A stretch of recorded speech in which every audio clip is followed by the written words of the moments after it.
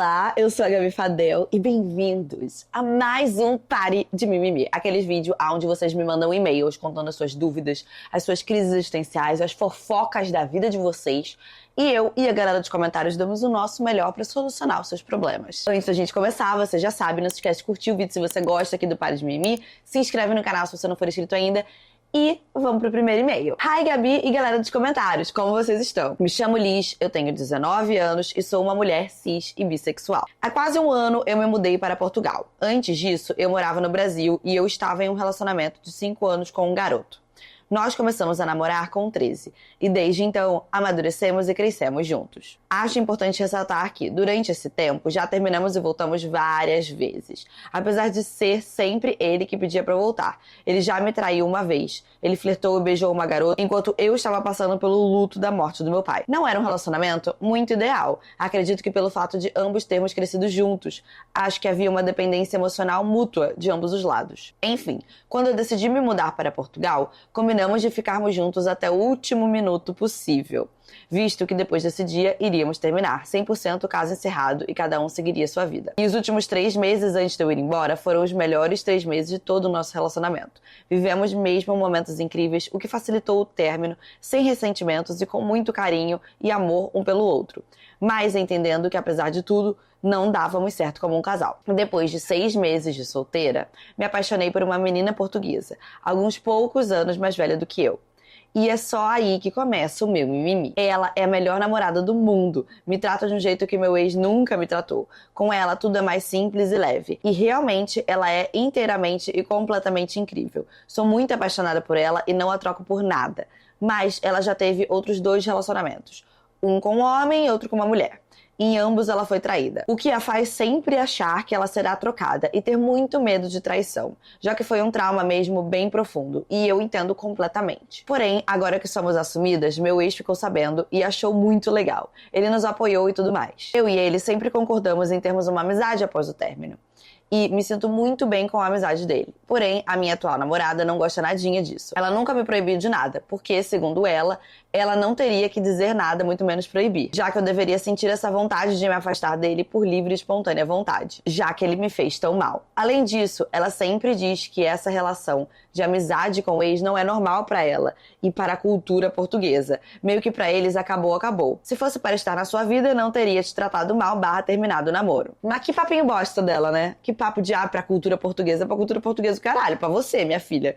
Que tem vários portugueses que são maduros o suficiente pra ter, sim, uma relação de amizade depois. Aí ela vai botar a culpa na cultura? Por favor, né? Faça-me o favor. Mas, Gabi, a verdade é que, mesmo com a traição, o meu ex é uma pessoa muito especial pra mim. Hoje eu entendo que ambos fizeram muita merda no nosso relacionamento. Só que as minhas, ele não descobria. Porque éramos adolescentes e imaturos. Não tenho ressentimento nenhum por ele, pelo contrário. Mas também tem o agravante de que meu ex ainda gosta de mim, apesar de esconder e nunca me desrespeitar, a mim nem ao meu namoro. Ele até diz gostar da minha atual namorada e sempre me apoiou muito. Então como é que você sabe que ele gosta de você se ele esconde, ele nunca te respeitou? Não tem nem como saber realmente se ele gosta de você assim ou não. Já conversei com ela sobre isso várias vezes, dizendo que não havia mesmo maldade na minha amizade com ele. Até mesmo minha família disse pra ela que não havia o porquê se preocupar, porque eu era uma pessoa leal que jamais a trairia e ele é um menino bonzinho. Afinal, ambas as famílias nossas gostam um do outro, já que praticamente crescemos na família um do outro. A mãe dele, que me considera como uma filha dela, sabe da minha atual namorada e super nos apoiou e nos desejou o bem também. Mas, mesmo assim, ela continua muito insegura e ciumenta sobre o assunto. Principalmente pelo fato de só termos terminado por eu ter mudado de país. Inclusive, às vezes vejo ela retweetando indiretas tipo: se você mantém amizade com seu ex, mesmo depois dele ter te feito mal, você não é madura, você é só besta. Isso me chateia um pouco. Comecei a desconfiar até que isso era meio manipulador. Anyway, gostaria da sua opinião, da galera dos comentários sobre isso e como eu poderia me comportar. Não gostaria de abrir mão da minha amizade com ele, porque não vejo necessidade. É mesmo sem maldade e com muito respeito, mas também não gosto de deixá-la desconfortável e ficar desconfortável com essa situação toda. Deixo claro que não mantenho contato diariamente com meu ex, falo com ele no máximo uma vez por mês, e é sempre coisa rápida, um meme encaminhado, um assunto vazio, coisas assim. E que apesar de tudo, eu não sei lidar muito bem com isso e ainda não sei os limites do contato com o ex, visto que antes dessa ocasião eu nunca tive um ex na minha vida. Espero esclarecer minhas ideias vendo os comentários de vocês. Te admiro e tenho muito carinho por você, muito maior do que 3. Fique bem, coraçãozinho. Cara, hoje em dia é engraçado, né? Assim, eu vejo tudo que eu já vivi na minha vida, assim, né? A pessoa que eu era quando eu comecei a namorar, sei lá, acho que o meu primeiro namoro eu tinha tipo 16 anos, uma coisa assim. E quem eu sou hoje, nossa, estou exatamente no dobro da idade, inclusive, né? Tipo, já passou 16 anos, né? Enfim. Então eu tenho agora 32, exatamente meio. E eu vejo, assim, como essa coisa de querer controlar com quem a pessoa fala, com quem a pessoa tem amizade. Como isso é uma coisa extremamente imatura. Tipo, muito imaturo. E só faz prejudicar a vida das pessoas, sabe? Que estão ali no relacionamento. Só torna tudo muito mais difícil. Porque o que acontece? Vamos lá, vamos aos fatos aqui, tá? Não vai ser porque você está proibindo o seu namorado ou a sua namorada ou o seu namorado de falar com uma pessoa que você tá impedindo de qualquer coisa acontecer. Por quê? Se essa pessoa for te trair, não é pra você ficar sabendo. Então, não vai ser você proibir de falar com aquela pessoa que vai fazer com que essa pessoa não te traia, sabe? 2, se for acontecer alguma coisa depois, né, de vocês terminarem, né? Tipo, essa pessoa tem interesse, sabe que essas pessoas meio que flertam.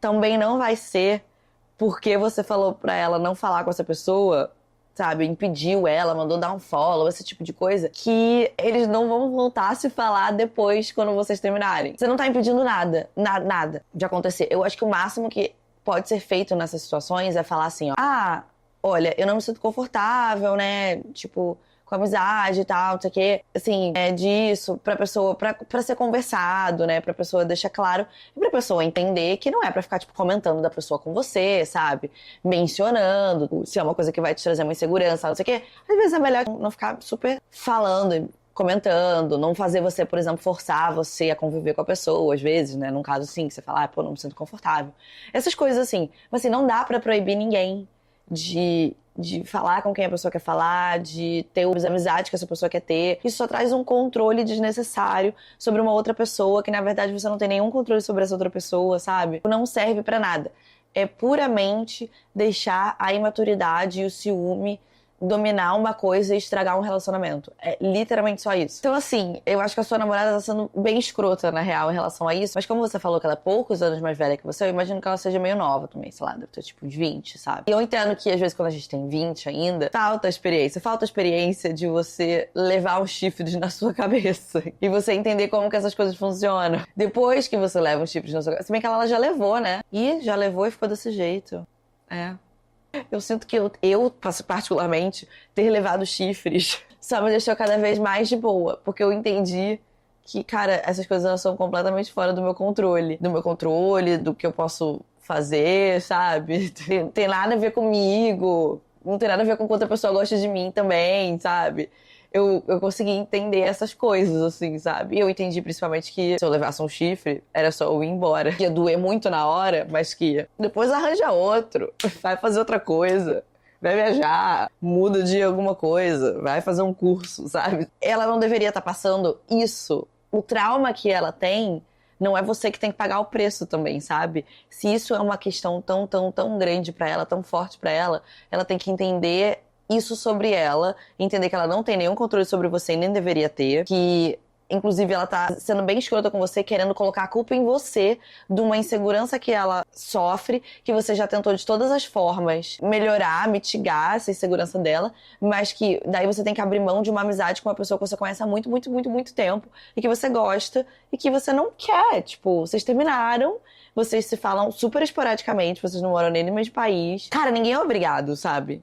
Ninguém é obrigado. E que bom que vocês têm essa maturidade de ter esse relacionamento, sabe? Então, assim, olha, eu acho que a sua namorada tinha que fazer uma terapia pra ela entender melhor essas questões, pra ela entender que essas coisas elas estão completamente fora do controle dela, tipo, completamente fora do controle dela. A única coisa que tá sobre o nosso controle é quem a gente escolhe namorar, ficar, dividir a nossa vida. E aí a gente tem que escolher essa pessoa com sabedoria e não querer controlar a vida dessa pessoa, entendeu? Oi, Gabi, espero que esteja bem.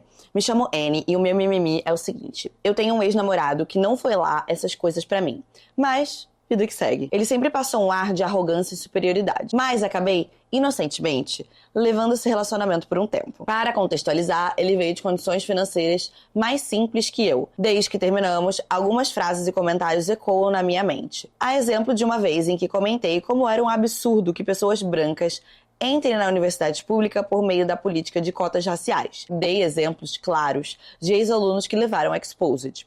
E fui retrucada com a frase: quem é você para questionar a negritude de alguém? Fiquei bem retraída, já que eu não esperava essa reação de uma pessoa dita progressista. Meses depois eu acabei terminando o relacionamento. E, por alguma pulga que ficou atrás da orelha, fui olhar a lista de chamadas no siso do ano dele. Adivinha? Ele havia ingressado por meio de política de cotas. Ainda que ele fosse um rapaz de baixa renda e que veio de escola pública, achei bastante incoerente essa situação. E eu sei que você trabalha com fotos, mas eu não quero me arriscar a colocar algo dele aqui. Mas eu vou enviar uma imagem de alguém parecida com ele para você ter noção. Fiquei com isso por anos e sem um pingo de coragem de falar para alguém.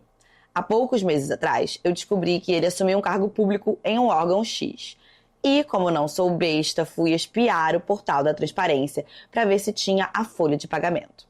Afinal, somos da mesma área. Acabou que descobri que ele recebe o Auxílio Brasil e o novo Bolsa Família de maneira completamente irregular, já que ele não se enquadra nos requisitos impostos pelo governo. Ele não tem filhos e a renda familiar dos pais, ainda que não seja alta, é superior aos parâmetros. Ele está assumindo um cargo utilizando o seu diploma de ensino superior e, aparentemente, não tem vínculo formal com o órgão em que trabalha. Suspeito que o cargo seja através de contratação ou algum outro meio menos transparente. Honestamente, não sei quanto que tá a renda familiar dele, considerando que o querido saiu da casa dos pais. Gabi, eu fico me perguntando, como ele se coloca nessa situação? Sei da história de vida dele e não foi fácil. Foi uma das poucas pessoas da família que entrou para o ensino superior. Sempre viveu ali na ponta da caneta. Mas, moralmente, acho isso errado e não consigo dormir com a cabeça tranquila. Eu sei que se eu denunciar, não vai ter uma mudança estrutural no sistema. Mas eu não sossego sabendo que ele está por aí trabalhando e recebendo esses auxílios. Além do diploma adquirido por meio de uma cota da qual ele não se enquadra. Sim, ele tinha direito a outras modalidades, mas não essa. Eu devo ignorar isso tudo e seguir a minha vida? Afinal, isso tudo passou? Ou eu deveria realizar algum tipo de denúncia anônima? Beijos, menor que 3. Te acompanho há mais de 10 anos. Gata, isso aqui é um dilema moral, assim, desses que quem vai saber é o seu coração. Porque assim, moralmente, o que você deveria fazer é denunciar, né? Esse é o certo perante a sociedade, né? As regras da sociedade. Você sabe disso, você sabe que ele tá ali se utilizando, né, de uma falha ali no sistema, sabe, sei lá Deus como, e ele tá pegando esses auxílios, então ele deveria ser investigado perante a isso, que ele tá se aproveitando, né, e ele tá tirando de pessoas que realmente deveriam ter. Agora, o outro ponto é, como que você vai se sentir em relação a isso? Se isso é uma coisa que você vai se sentir assim, que você tá ali perturbando a vida de alguém, que você tá ali vigiando a vida de alguém, que você tá cutucando e fica aí e vai no portal da transparência, vê o que tá rolando, etc. Se você se sente bem se colocando nessa situação, sabe?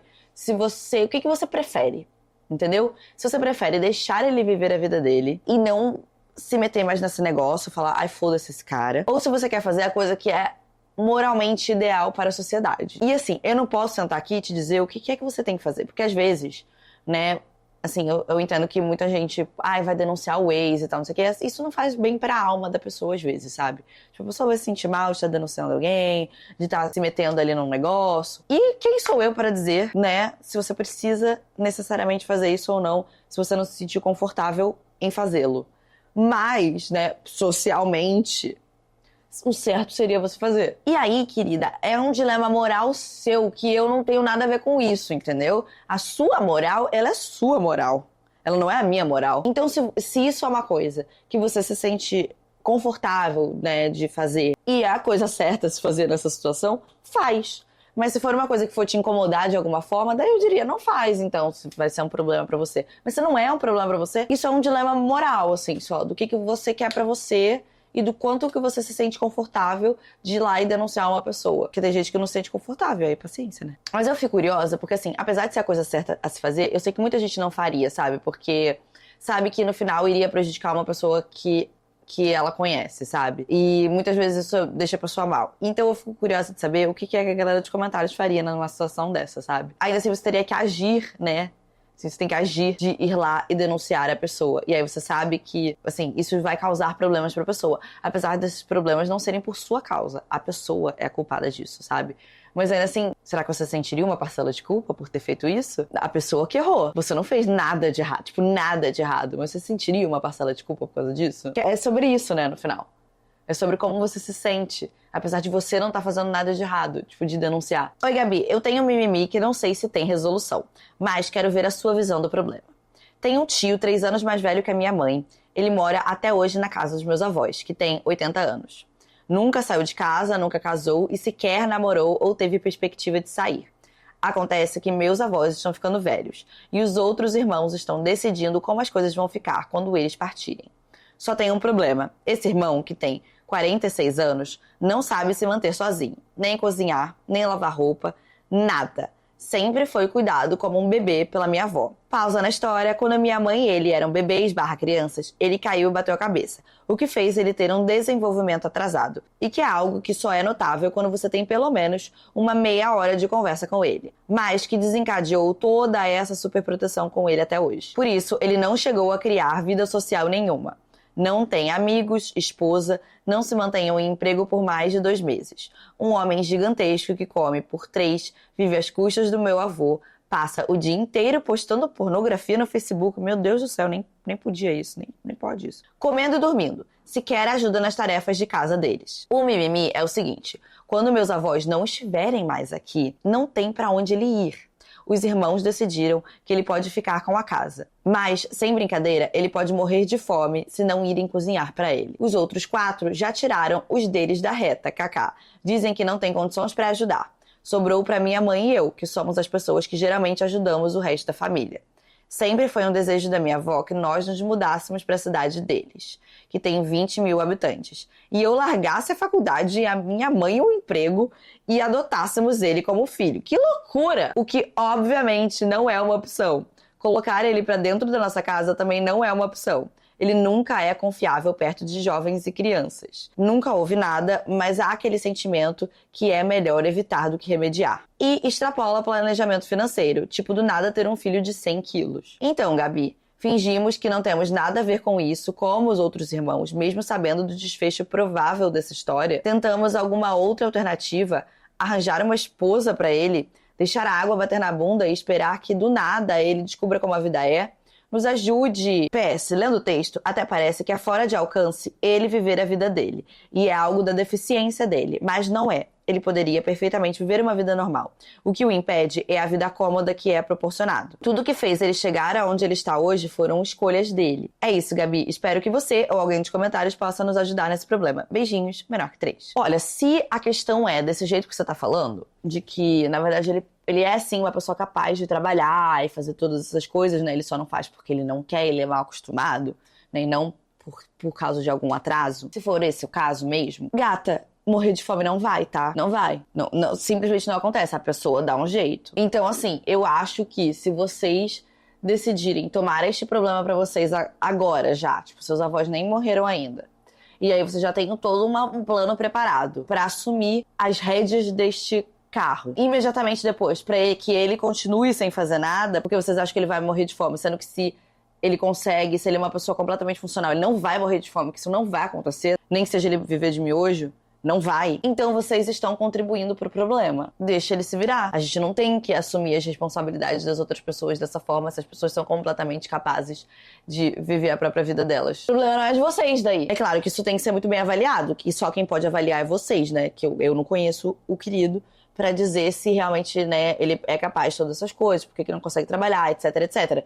Mas se você está me dizendo que ele é capaz, então, gata, deixa pra lá. Se elas não querem cozinhar a própria comida, o problema é delas se elas não querem cozinhar a própria comida. Você não tem que cuidar de ninguém, não é obrigado a cuidar de ninguém, uma pessoa adulta de 46 anos. Deixa.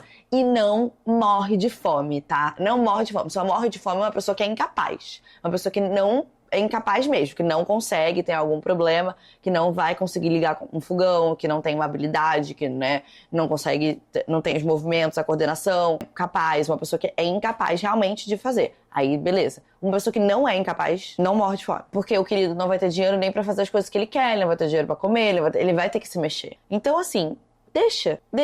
E aí, se vocês perceberem que a situação realmente, né, saiu do controle, a única coisa justa seria todo mundo se juntar, todos os irmãos, e não só vocês. Pra, por exemplo, sei lá, arranjar uma cuidadora, um cuidador, alguma coisa do gênero, entendeu? Mas todo mundo se juntar para isso. Vocês não são ONG de ninguém. Deixa a pessoa viver a vida dela. Eu, particularmente, tenho pessoas da minha família que tem uma não é assim, essa pessoa não é bem assim, mas é uma pessoa, assim, bem caótica e tal, sabe? Só que é uma pessoa completamente capaz de tomar todas as decisões, sabe? Então, a gente deixa essa pessoa viver do jeito que essa pessoa quer viver, assim, sabe? Porque ninguém vai ficar agora, né, tomando conta de marmanjo, sabe? E ninguém é obrigado mesmo. Não é obrigado. Se a pessoa não tem nenhuma deficiência que a impeça de fazer as coisas, sabe? Não precisa de nenhuma assistência de verdade. Não é esse o caso, cara, querida, pode ficar tranquila. Porque a gente acaba contribuindo com essas coisas, sabe? A gente coloca essas pessoas também nessa posição de incapazes, que pra elas às vezes é muito conveniente.